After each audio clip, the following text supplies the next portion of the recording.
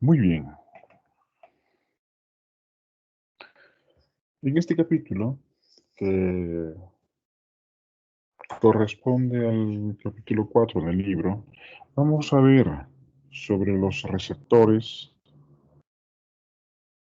de membrana que se tiene para el antígeno.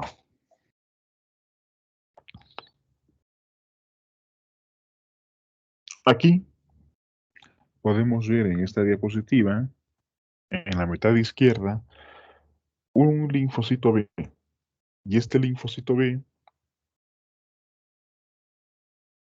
a través de su receptor, el receptor de la célula B, el cual es una molécula de inmunoglobulina que se encuentra anclada a la membrana plasmática de la célula. Este receptor se une al antígeno en su forma nativa, ¿no? En este caso, se está uniendo la célula a una bacteria.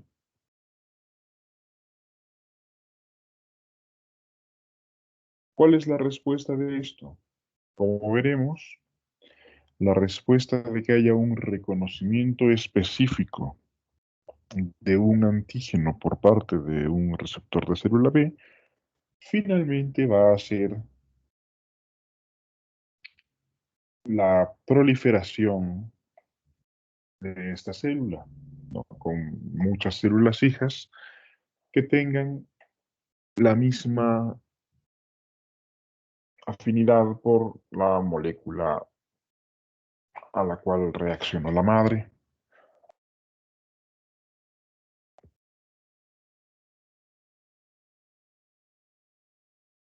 En la mitad derecha podemos ver una célula dendrítica. Esa célula dendrítica está presentando un fragmento de péptido a través del complejo mayor de histocompatibilidad al receptor de la célula T. La consecuencia de esto, lo propio, la proliferación de la célula T. Nótese que la célula B es capaz de reconocer al antígeno tal cual se presenta, ¿no? En este caso la bacteria entera, por ejemplo. El linfocito T necesita que alguien le presente el antígeno. Entonces, el linfocito T no interactúa directamente con las moléculas del entorno, sino es una célula más especializada que necesita que venga una célula que se llamará célula presentadora de antígenos y le presente un fragmento concreto del antígeno, ¿no? No está reconociendo al antígeno entero como tal, sino a un fragmento escogido de este. De esta manera, aquello que logran, digamos, ver las células T, las células B, es distinto.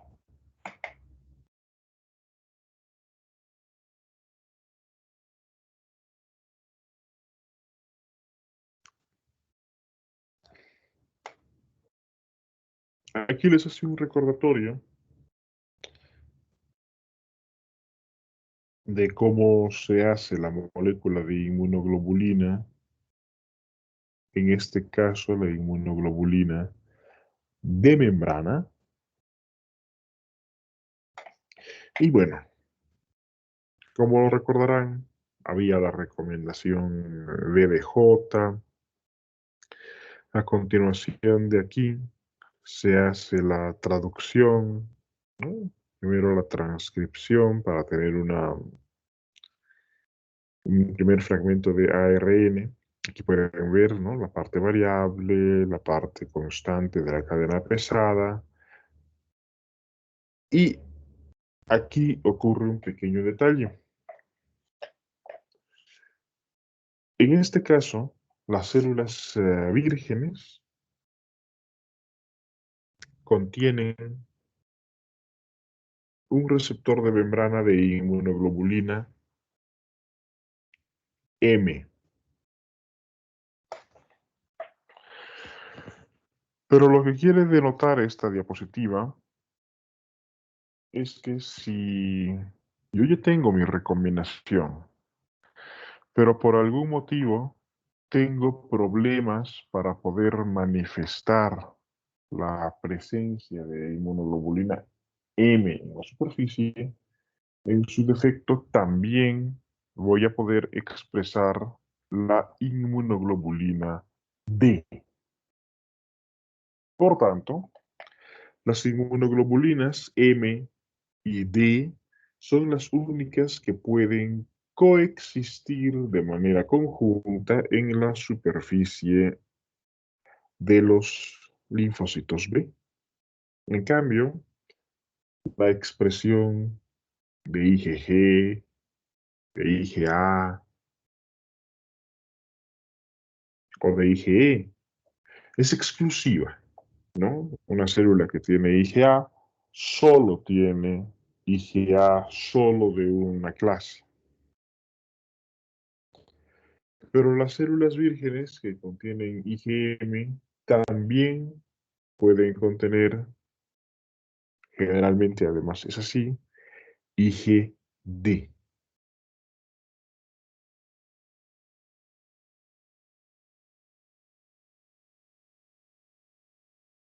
Aquí podemos ver la ilustración de la molécula de inmunoglobulina de membrana. Y bueno, esto nos resuelve algo. La molécula de inmunoglobulina de membrana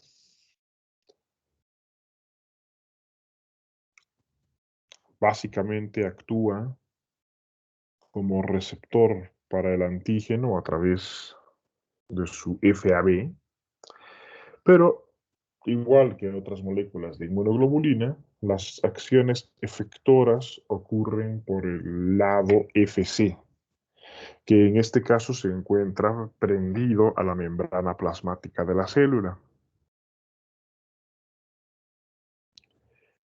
En este lugar, la molécula de inmunoglobulina va a tener interacción con unas moléculas llamadas Ig-alfa e Ig-beta. Estas moléculas Ig-alfa e Ig-beta contienen en el lado citoplasmático de la proteína un dominio proteínico con capacidad enzimática, con capacidad de tirosinquinasa.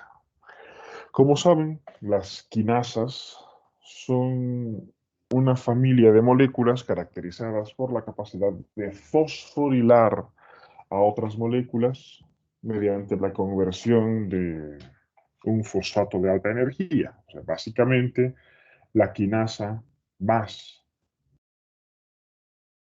otra proteína más ATP nos da lugar a la proteína fosforilada más ADP.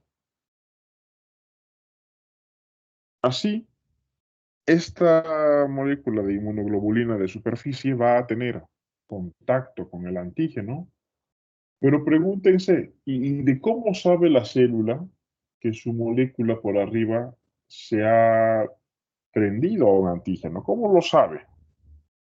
Bueno, cuando ocurre este cambio, cuando la molécula de inmunoglobulina se une al antígeno, esto genera diversos cambios, cambios electrostáticos, cambios dentro de la tensión estructural de la molécula, y esto genera cambios conformacionales de la proteína.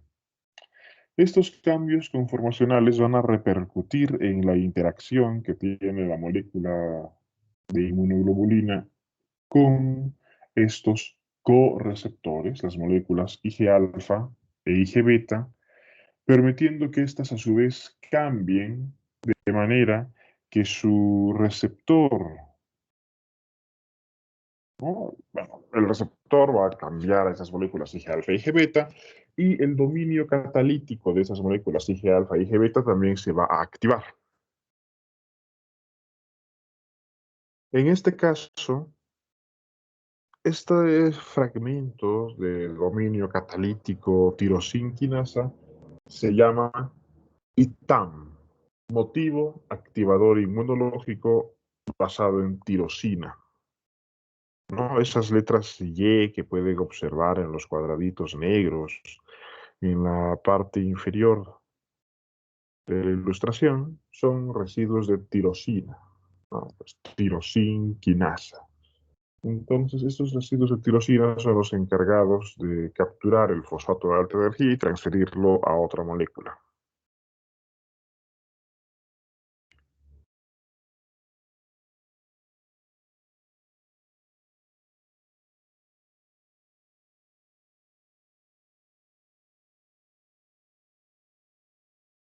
Aquí pueden observar cómo la bacteria, que está cubierta de antígenos, se ha unido al receptor de célula B, que es la molécula de anticuerpo, y estos receptores de célula B están unidos a las moléculas Ig alfa e Ig beta, las cuales van a generar la señal de activación.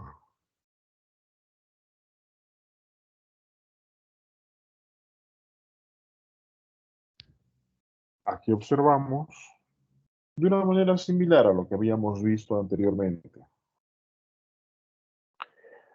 Dos señales para la activación del linfocito B.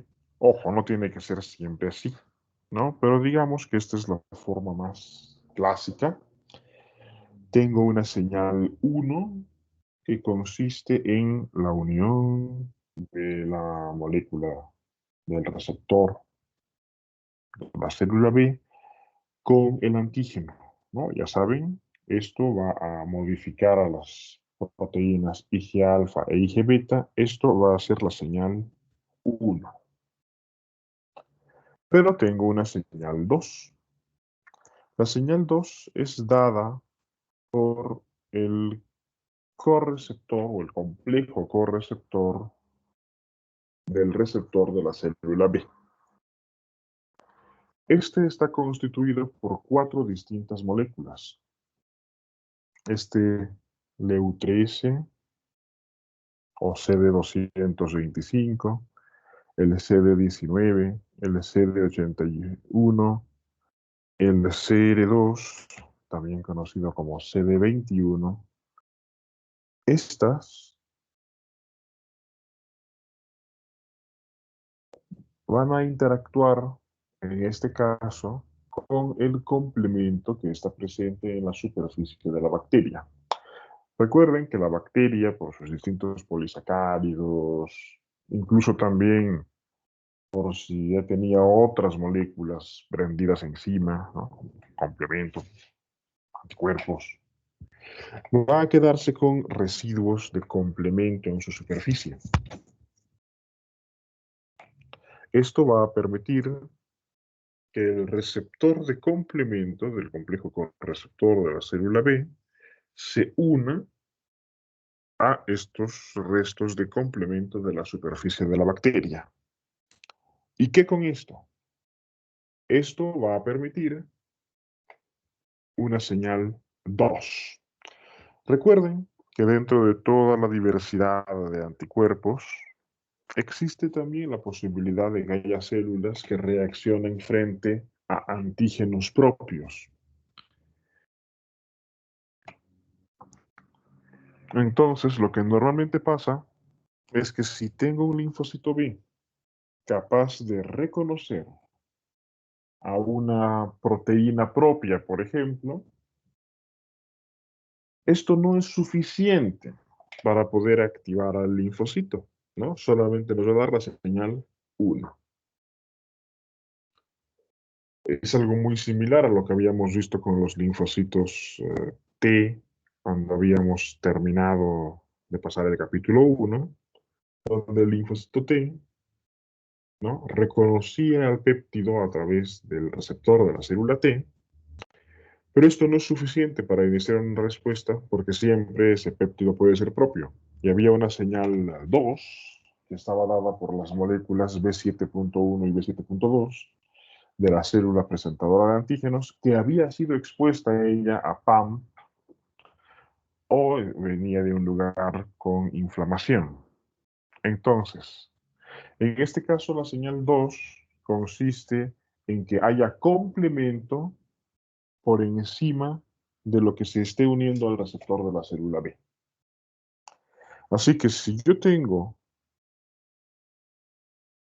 un receptor de célula B que está unido y ese algo tiene complemento pegado en su superficie, esto sí valida, esto sí afirma que lo que sea que está pegado al receptor de célula B seguramente es ajeno, seguramente es extraño y sí se puede reaccionar contra eso. ¿No? Espero haber sido claro con la analogía para ilustrar que no es suficiente que tengamos un receptor específico contra alguna sustancia, sino que para que esto permita la activación necesitamos una señal coestimuladora, una segunda señal.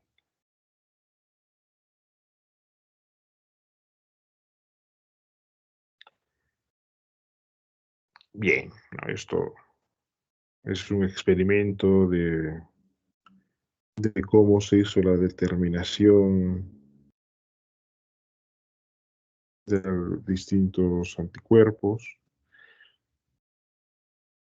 de los genes que permiten la generación de los distintos receptores de célula T. Y bueno, aquí observamos las dos principales moléculas coestimuladoras de la interacción de la célula T con el antígeno, ¿no? Acabamos de ver la célula B. Tenemos la molécula CD4 y la molécula CD8. Ya las conocen. Son las que definen a los linfocitos T como linfocitos T CD4 y linfocitos T CD8.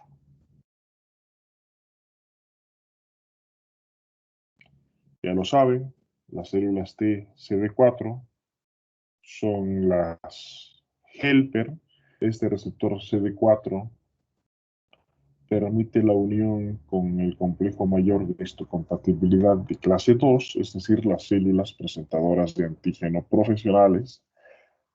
Y en cambio, la molécula de clase 1 es la característica de los linfocitos T citotóxicos, ¿no? Estas moléculas suelen interactuar con la molécula CD8 y, ¿no? Esto es lo que tenemos. Pueden ver que por dentro estas moléculas CD4 y CD8 están interactuando con una molécula, el LSK, ¿no? Más adelante vamos a ver esto. Así que aquí el resumen de cómo ocurre la interacción. Tengo la célula presentadora de antígeno. Esta está presentando un péptido que se une al receptor de la célula T. Y junto con esto, tengo la unión de esta molécula CD4 o CD8 al complejo mayor de histocompatibilidad.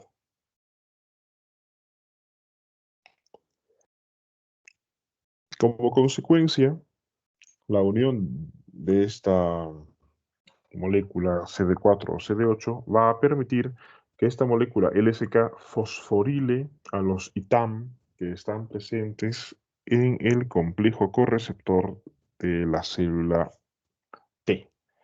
Y a su vez, esto va a generar la señalización, ¿no? La afirmación de que efectivamente la célula T se ha encontrado con una molécula capaz de estimularla. Eso es todo, es muy sencillo. Bueno, Ya veremos si cada vez se complica un poco, pero no es tan complicado.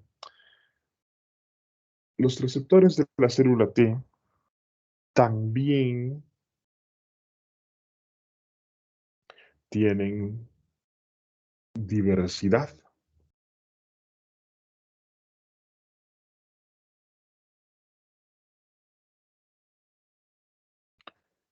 Estos receptores de la célula T, de una manera muy similar a la molécula de inmunoglobulina, sufren también la recombinación de DJ, que tan bien ya conocen.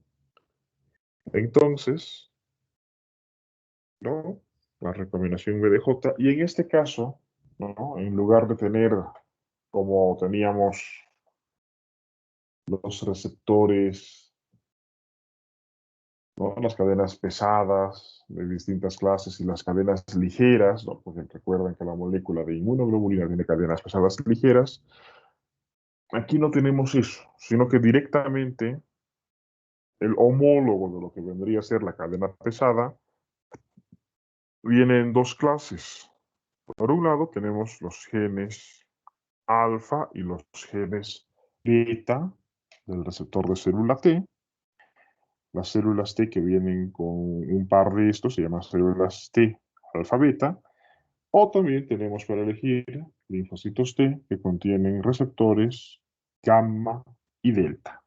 De esto obtenemos los receptores gamma delta. Existen diferencias entre ambos, son capaces de ver cosas distintas, además de que los receptores alfa beta son mucho más diversos, hay más abundancia de genes para estos. No obstante, ambos cumplen roles importantes. Eso ya lo veremos más adelante. De manera similar a como ocurría con la molécula de inmunoglobulina, podemos observar cómo es la parte más distal, ¿no? La parte terminal, el, el punto de la proteína que se une con el péptido, se une con el antígeno. Y estas zonas de la proteína que van a tener la unión con el antígeno se las llama regiones determinantes de complementariedad, ¿no? Es lo mismo que las moléculas de anticuerpo. Pero pueden observar que el complejo correceptor de la célula T es mucho más complejo, ¿no? Tiene más componentes con más moléculas, ¿no? Más dominios tirosinquinasa transmembrana, ¿no? Es distinto, ¿no? Tiene una regulación mucho más delicada. Bueno, esa es la idea. Y también, claro, también lo veremos eso más adelante, mientras más complejo es algo, también tiene más riesgo, ¿no? Mientras más componentes tiene algo, mientras más piezas tiene algo, hay más riesgo de que cualquiera de ellas falle.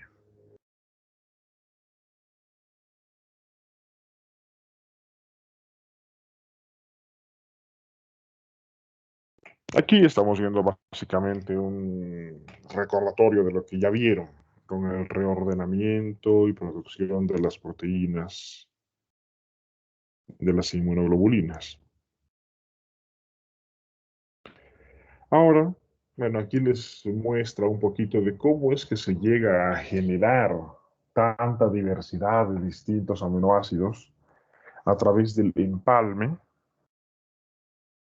Aquí, por ejemplo, tenemos en la línea germinal la cadena, ¿no? V, ¿no? Los gen V y el gen J, y hay un punto de fusión de ambos, ¿no? De cortar y empalmar. Entonces, en el ADN recombinado podemos ver, por ejemplo, CCC, esto se va a traducir como proteína, y de la cadena, ¿no? Del gen J, TGG, esto se va a traducir como triptófano. Pero ¿qué tal si el marco de lectura es desplazado un nucleótido?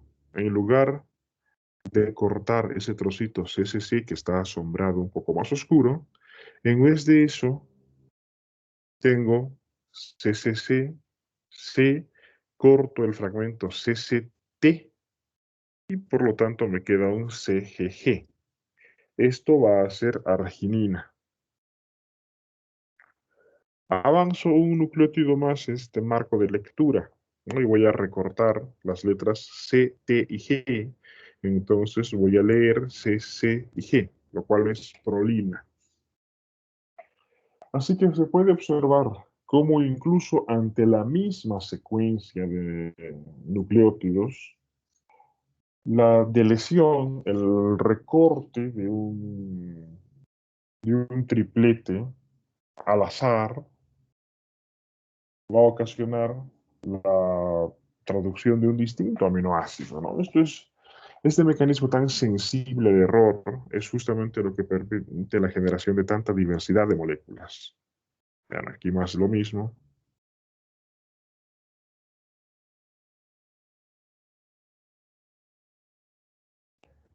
Básicamente más de lo mismo. Aquí les explica sobre los receptores de las células NKT.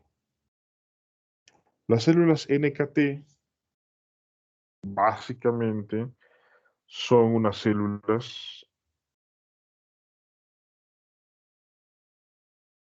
que contienen un receptor que no es el receptor de célula T clásico, ¿no? Sino tiene unos receptores de célula T que tienen la capacidad de que se les presente el antígeno a través de una molécula CD1, ¿no? Entonces, en este caso, tengo un receptor de célula T que interactúa no con el complejo mayor de histocompatibilidad, sino con una molécula parecida, el CD1, y en este caso el CD1 va a hacer la presentación de lípidos, ¿no? Recordemos que anteriormente habíamos visto todo alrededor de la presentación de péptidos, ¿no? En este caso, esto permite la presentación de lípidos.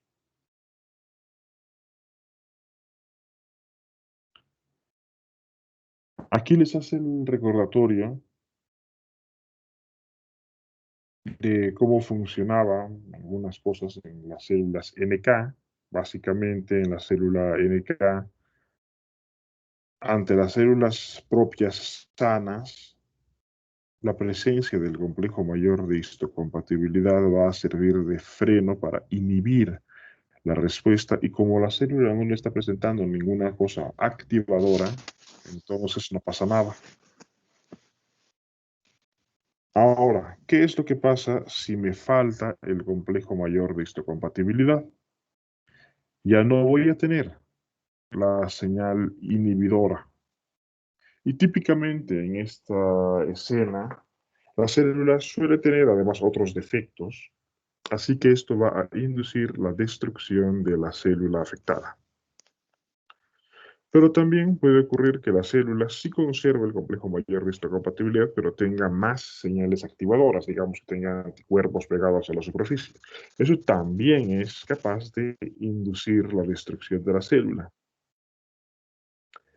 Pero ¿qué tal si la célula no tiene nada? No va a haber destrucción. Esto, por ejemplo, sería el motivo por el cual las células NK no se están entreteniendo constantemente intentando destruir hematíes, los cuales, ya saben, no tienen tampoco complejo mayor de histocompatibilidad en la superficie, pero no tienen núcleo. Es decir, que como son células sin núcleo, no son capaces de morir por apoptosis como consecuencia de la unión con la célula NK. Así que si la célula NK ve que no hay por dónde entrarle, pues aquí dice, ¿no? Le concede el beneficio de la duda, ¿no? No lo ataca.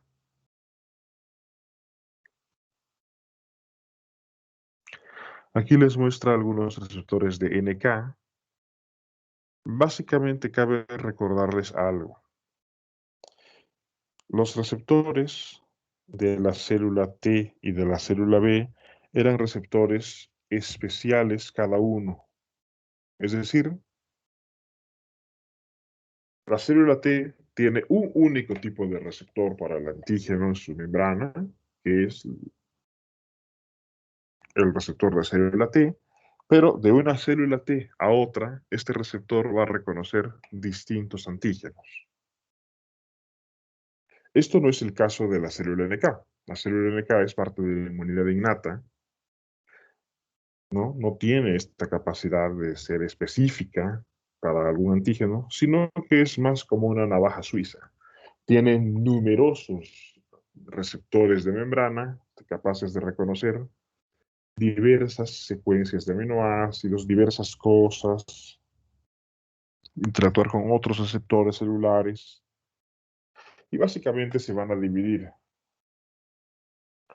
en receptores inhibidores y receptores estimuladores. Eso es también diferente porque normalmente un receptor de célula T o de célula B siempre es estimulador, aunque necesite también una señal coestimuladora. En cambio, la célula NK tiene receptores inhibidores. Entonces, lo que mantiene a la célula NK con la capacidad de matar o no es este balance, ¿no? De tener normalmente más interacciones con sus receptores inhibidores que con los receptores estimuladores. Bien, ahora ya hemos visto las células T y B, pero justamente nos quedaba ver, bien, ¿y quién presenta el antígeno? El complejo mayor de histocompatibilidad. Entonces, el complejo mayor de histocompatibilidad en el humano se encuentra en el cromosoma 6. Aquí podemos ver, ¿no? Moléculas de clase 1, de clase 2, y bueno, no es que haya moléculas de clase 3, sino que los genes de algunas moléculas, como algunas proteínas del complemento, entre otras, se encuentran justo entre los genes de clases 1 y 2. Entonces,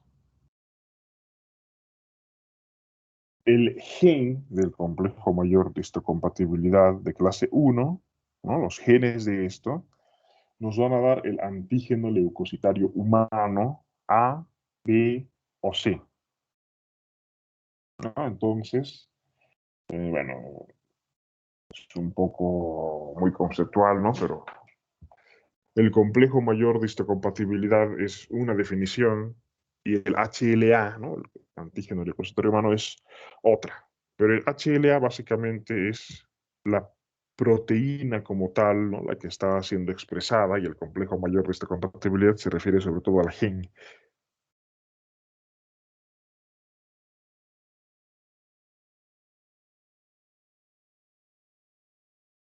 Aquí les ilustra las moléculas de clase 1 y de clase 2 del complejo mayor de histocompatibilidad. Como recordatorio, las moléculas de clase 1 se unen a las células CD8 y las de clase 2 a las CD4. En la molécula de clase 1 tenemos una cadena alfa, ¿no? Es una sola cadena. Y en esa cadena alfa, en la parte que se va a unir al péptido, tenemos una hendidura. Y por otro lado, tenemos que las moléculas de clase 1 se unen además a otra molécula que se encuentra libre en la circulación que se llama la beta 2 microglobulina.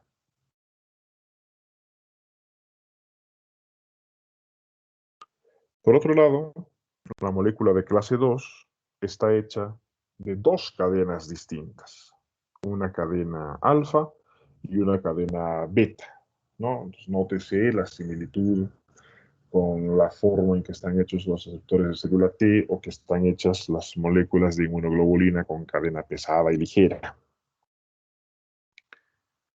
Si observamos esta hendidura, ¿no? Tanto de perfil como de frente, digamos, esta hendidura tiene un cierto tamaño y permite la unión de péptidos de hasta cierto tamaño, cosa que veremos a continuación.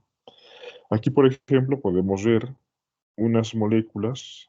En el lado izquierdo podemos ver una molécula de clase 1 con un péptido y a la derecha una molécula de clase 2.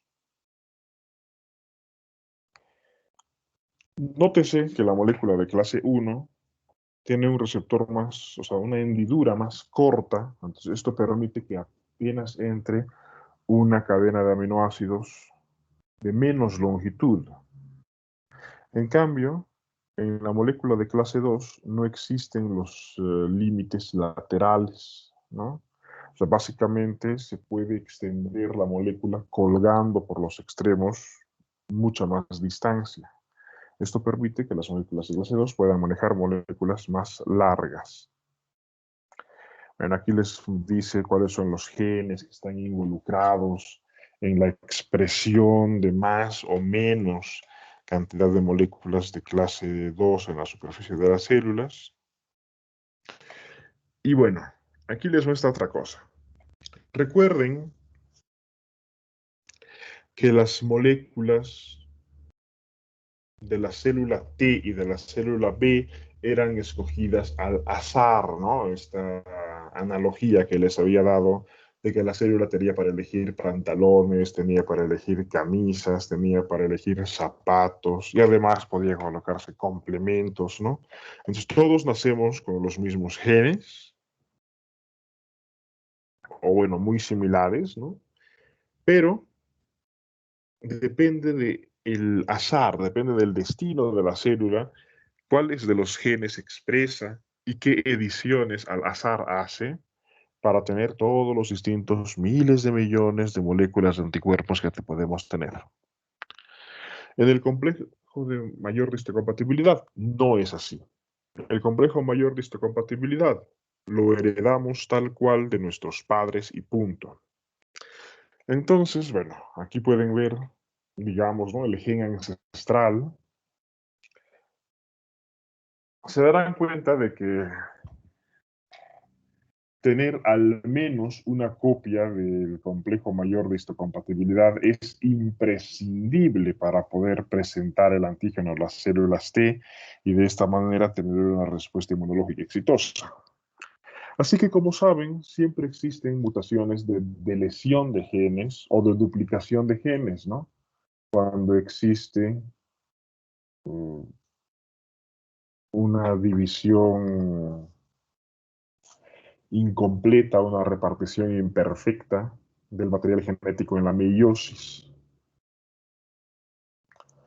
Entonces, con el paso de las generaciones y generaciones de criaturas, aquellos que tenían genes del complejo mayor de histocompatibilidad se fueron favoreciendo. ¿Por qué? Porque si tienes dos genes del complejo mayor de histocompatibilidad, eso no te hace daño. De hecho, incluso te permite presentar más moléculas, ¿no? Te permite una mayor diversidad de cosas que puedes presentar. En cambio, si no tienes, te mueres de pequeñito y no dejas descendencia.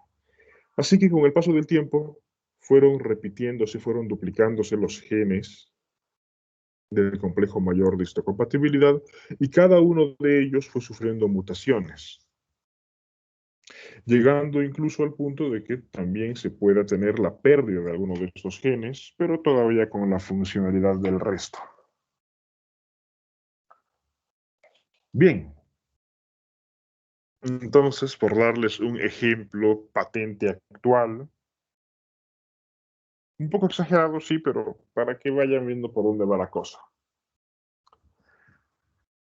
En gran medida, la capacidad de respuesta frente a algunas infecciones es genética. Hay gente que tiene una tendencia natural a sufrir más de ciertas enfermedades que otras, o menos. Imagínense que el coronavirus fuera una enfermedad más grave de lo que es, ¿no? Que fuera mucho más mortal y especialmente que pudiera afectar a niños. ¿Qué es lo que pasaría? Bueno, pues hay gente a la que igual no le va a pasar nada, pero mucha más gente también moriría. Si la enfermedad fuera capaz de infectar y matar niños, un niño que muere es alguien que ya no va a dejar descendencia. Entonces, toda la gente que tiene genes que permiten morir por el coronavirus, finalmente, generación tras generación, se extinguiría, prevaleciendo solamente aquellos que sí tienen los genes que permiten la resistencia frente a esa enfermedad. En aquel momento, con el paso de las generaciones, nos vamos a encontrar que se vuelve, pues entonces, una enfermedad más del montón, que rara vez ocasiona muertes, ¿no? Y que vive de forma endémica en ciertas comunidades sin afectar tanto al desarrollo de la vida de estas, ¿no? Es así como estamos coevolucionando con la enfermedad. Así que aquí pueden ver que si yo soy descendiente de un superviviente de coronavirus y heredo los genes de supervivencia al coronavirus, es esto lo que va a determinar que sea también yo superviviente al coronavirus, si es que me enfermara, y punto. Así de simple. Así que, como en cada sitio del mundo existen enfermedades endémicas, lo que suele ocurrir es que las personas que habitan en cada lugar del mundo suelen tener cierto grado de resistencia natural a las enfermedades que aquejan en aquellos lugares. Y una persona exótica, cuando va a un lugar que está con una plaga endémica, generalmente cae enfermo y además con más intensidad con las enfermedades endémicas. ¿Por qué? Porque su sistema, en este caso el reconocimiento de los antígenos, reconoce posiblemente cosas que no son relevantes en este contexto. Así que yo puedo tener una resistencia fantástica contra la gripe, pero muy probablemente vaya a tener una pésima resistencia frente a la malaria, y así sucesivamente. Así que, mientras dentro de cada individuo la diversidad genética permite la síntesis de numerosísimas moléculas de células T y células B, la diversidad humana permite la generación de resistencia natural frente a distintas enfermedades a través del reconocimiento o no de determinados péptidos de los antígenos de las enfermedades, ¿no? Así es el proceso de selección natural. Bien, entonces aquí les muestra, ¿no? Las, los distintos productos, ¿no? Del HLA, B, C, las moléculas atípicas, E, F, J.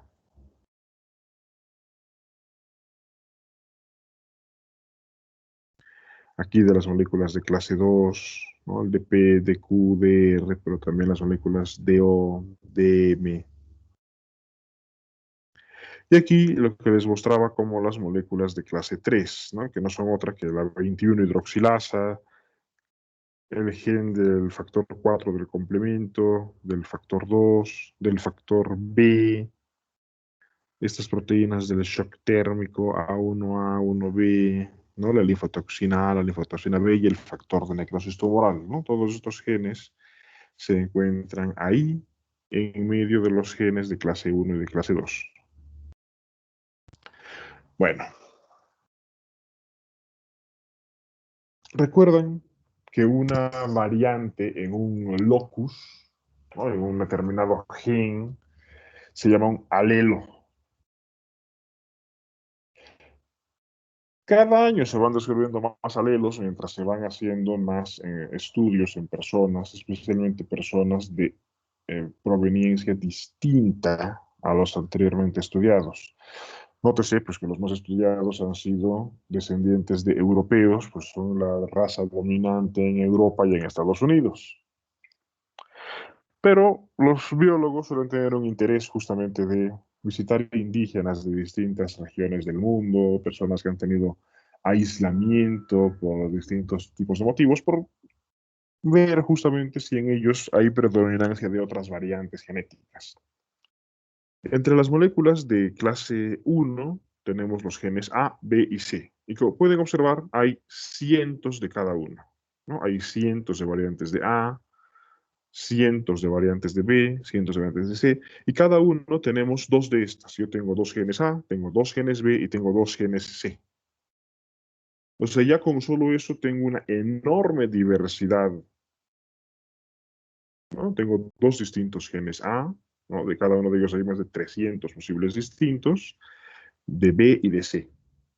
Ojo, ¿no? Normalmente la gente que ha sido concebida dentro de una misma comunidad no suele tener tantísima diversidad genética porque si nos estiramos un poco, vamos a encontrarnos con que la mayor parte de la gente son primos, aunque sea en 10º grado, con todo lo que eso implica. Así que para tener una perfecta unión, lo que tendríamos que tener es que cada uno se case con una etíope, cada uno se case con una rusa, etcétera, etcétera, ¿no? Las mujeres lo propio, buscar a alguien de una etnia completamente distinta. Esto permitiría que haya una mayor diversidad humana, con más resistencia a las enfermedades futuras, etcétera. Bien, ahora veamos el otro lado, los genes de clase 2. Recuerden, en la clase 2 tenemos DP, DQ y DR. Pero recuerdan que había cadenas alfa y cadenas beta. Así que hay gen DR alfa, DR beta, DQ alfa, DQ beta, DP alfa, DP beta. Aquí pueden notar que el más diverso es el DR beta, pero también todos tienen varias decenas o hasta cientos de distintas variedades. Entonces, en este caso, la cantidad de variantes de cada uno de estos locus depende del producto entre DR alfas y DR betas. Y además entendiendo que existe la recombinación en la proteína. Es decir, yo tengo dos DR alfa y tengo dos DR beta, ¿no? Cada uno de mis padres. Y puede ocurrir que se formen complejos proteínicos del gen alfa de mi padre y el gen beta de mi madre, con lo cual va a ocurrir que tengo una proteína quizás inédita, ¿no? Que no ha sido presente en ninguno de mis progenitores. Es esta generación de diversidad en cada individuo lo que permite que no importa qué plagas hayan azotado a la humanidad, siempre ha habido víctimas, pero siempre ha habido supervivientes. Y nosotros somos justamente descendientes de los sobrevivientes de todas las plagas antiguas. Y nuestra descendencia serán los supervivientes de todas las plagas por venir. Muy bien, ahora aquí les muestra cómo ocurre la herencia de estas moléculas de histocompatibilidad. Y bueno, básicamente se heredan por haplotipo, es decir, en bloque. Esto significa que, por ejemplo, si yo tengo de mi padre el gen A3, B27 y C1, y de mi madre el gen A2, B44 y C16, los voy a heredar así, como bloque, ¿no? A3, B27, C1, y es más difícil, sí ocurre, pero es algo que ocurre en 1% de los casos, que herede a mi descendiente el A3 de mi padre, pero junto con el B44 de mi madre, ¿no? A eso se lo llama una recombinación. Típicamente, la transmisión de estos genes viene en haplotipos, porque como se encuentran tan cerca, ¿no? Son genes adyacentes, cuando ocurre el proceso de meiosis, cuando ocurre el entrecruzamiento entre las cromátides hermanas, siempre lo más probable es que estos genes estén cortados dentro del mismo fragmento intercambiado, ¿no? Si no se acuerdan de esos conceptos, pues ya es hora de que vaya repasando genética.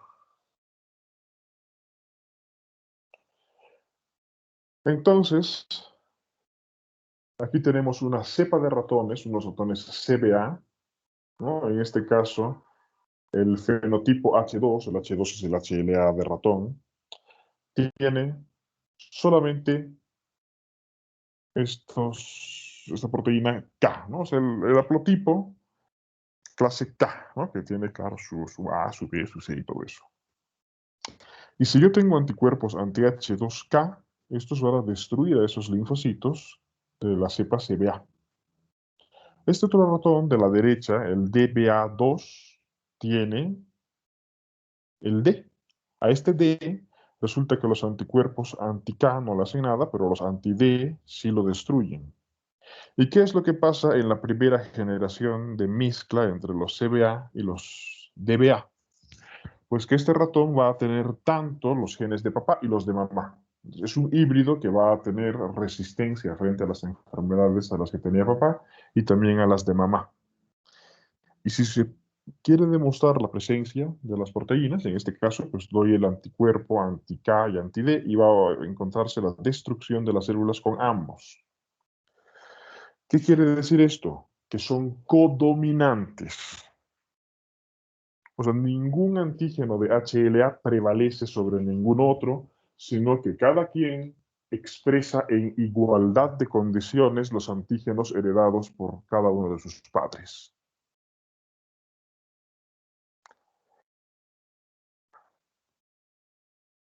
Bien, aquí les hace la comparación de cómo se estructura de la molécula CD1, que era la que presentaba lípidos a las células NKT, y las moléculas, en este caso de H2, ¿no? Las clásicas del HLA. Aquí les hace un recordatorio de otras moléculas, ¿no? Los TLRs, ¿no? ¿Se acuerdan de los TLRs? En estas moléculas de TLR tenemos distintas familias, pero recuerden básicamente que estas moléculas de TLR son parte de la inmunidad innata.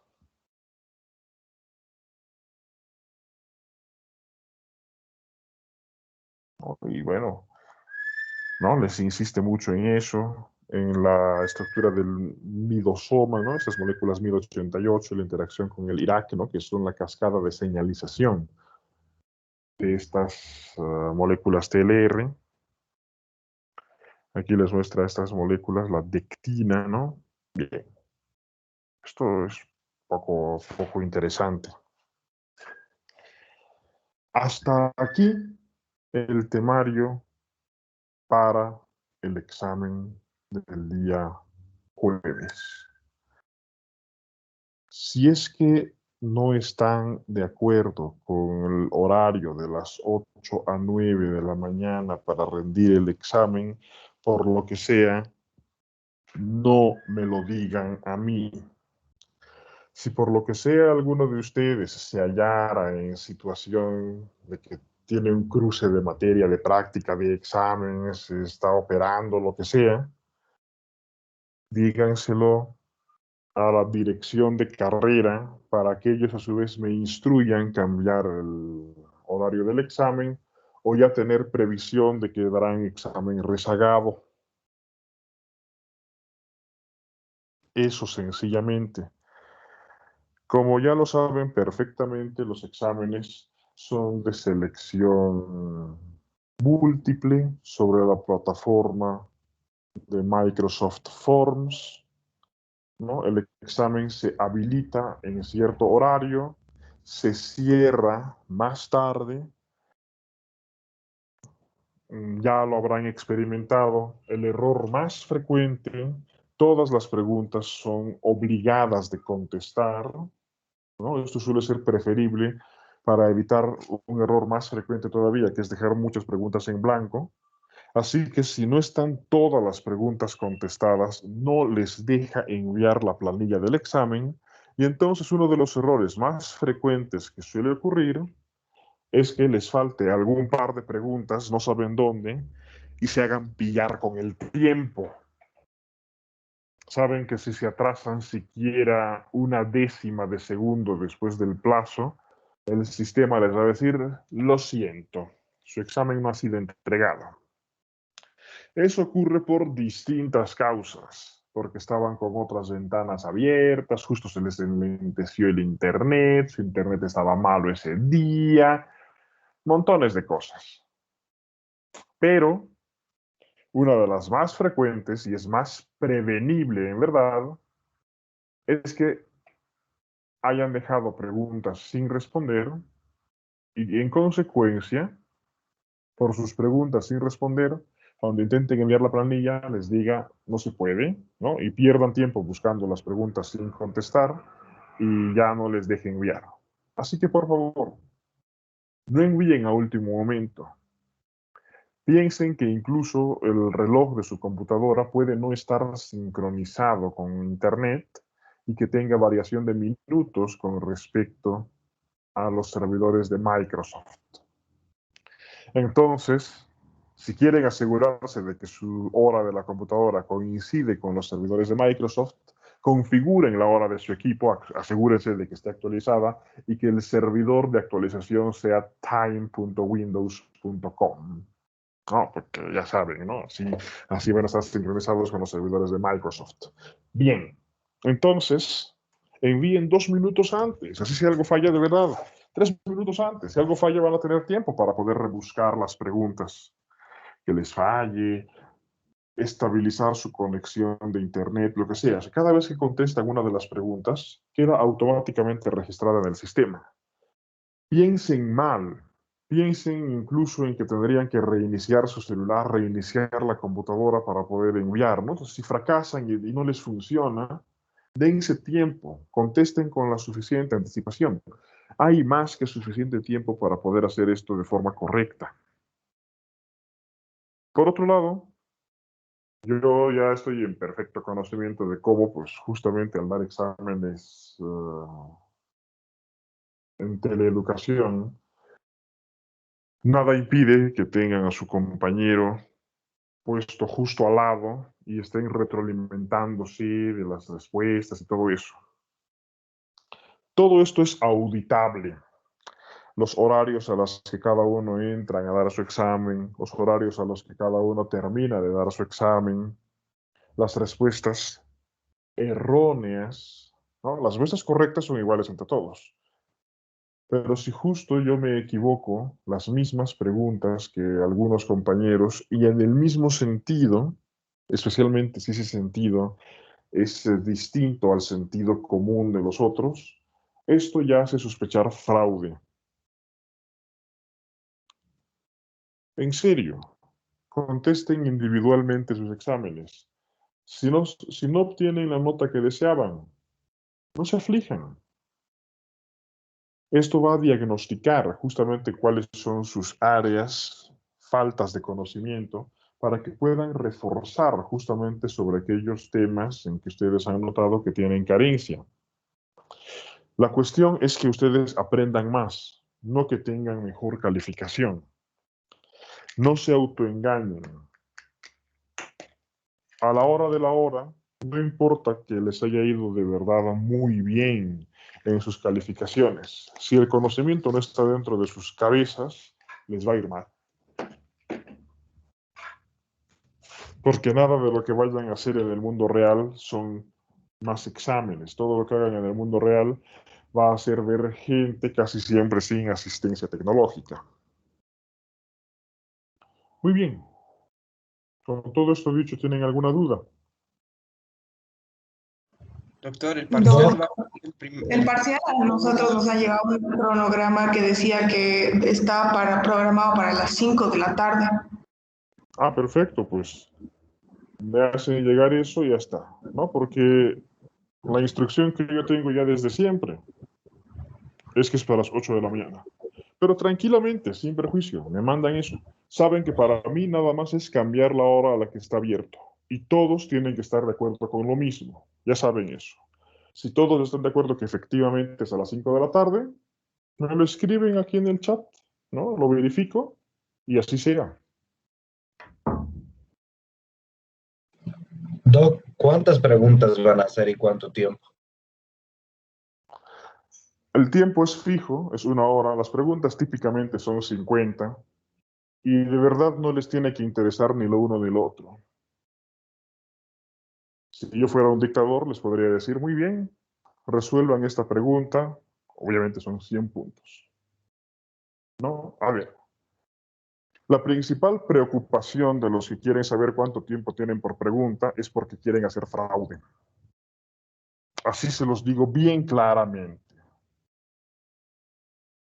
Una respuesta de selección múltiple únicamente implica que leas el enunciado, cosa que no suele tardar más de 20 segundos, lo medite, que toma pocos segundos, y a continuación emita la respuesta, poner un puntito dentro de las opciones de respuesta. La gente que está obsesionadísima con el tiempo por pregunta es la que no sabe. Cuando alguien sabe algo, a la primera se da cuenta. Cuando alguien no sabe e intenta hacer comparativas, intenta agarrar su libro, mirarlo, intenta hacer eso, a ellos les preocupa una barbaridad. ¿Cuánto tiempo van a tener por cada pregunta? Porque cuando hay poco tiempo por pregunta, efectivamente la posibilidad de que puedan buscar en otras fuentes distintas a su memoria cerebral, pues se friega. Y a mí me interesa realmente evaluar no su capacidad de googlear las respuestas durante el examen, sino en verdad que puedan volcar el conocimiento adquirido. Así que si por mí fuera, les pondría 200 preguntas en 30 minutos. Pero el límite está hecho por la universidad, son exactamente 60 minutos y 50 preguntas.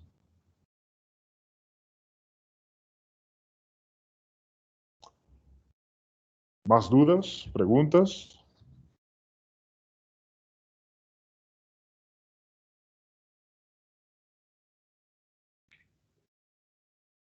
¿Todo claro? Excelente.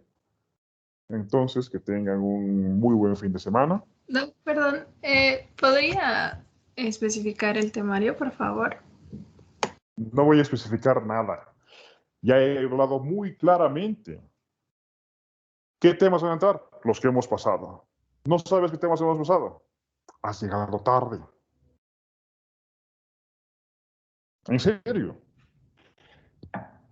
Me he aburrido semestre tras semestre de insistir. Ay, sí, va a entrar el tema 1, 2, 3, 4 y 7. Es absurdo. Se ha dicho ya desde el principio, se va a tomar evaluación de todos los temas avanzados. Si no sabes cuáles son los temas que han sido avanzados, te va a ir fatal. No porque no sepas qué temas iban a entrar al examen, sino porque no estuviste presente en la clase para conocerlos. Siguiente pregunta.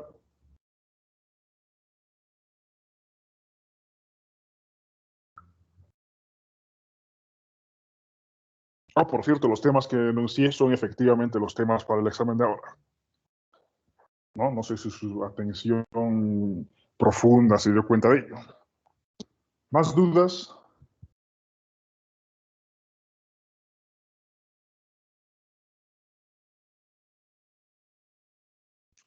Creo que todo está mucho más claro.